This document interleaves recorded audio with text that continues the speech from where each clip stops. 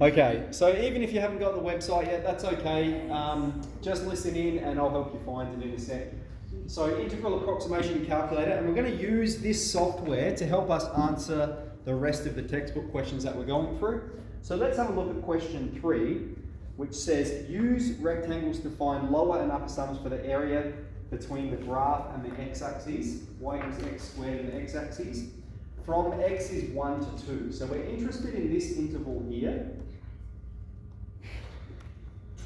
And we're told using 5 rectangles, 10 rectangles, 50 rectangles, 100 rectangles. So one way that we can describe that is n rectangles, and then we can have the lower estimate, and we can have the upper estimate. Let's do it here. Okay, and we start with 10 rectangles, we start with 5 rectangles, then we go to 10, then we go to 50 and 100. I'll just fill in a few here.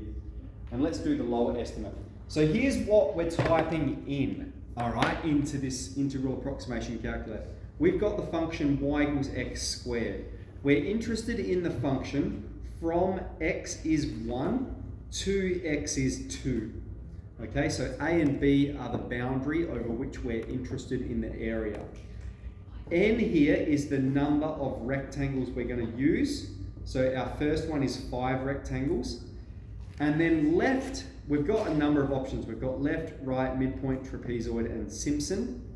Okay, basically it's going to depend on the shape of the curve. All right, in this circumstance, the left rectangles are going to give us the underestimate. The rectangles drawn from the left are going to give us the underestimate. Now I'm going to just zoom out on that a little bit somehow.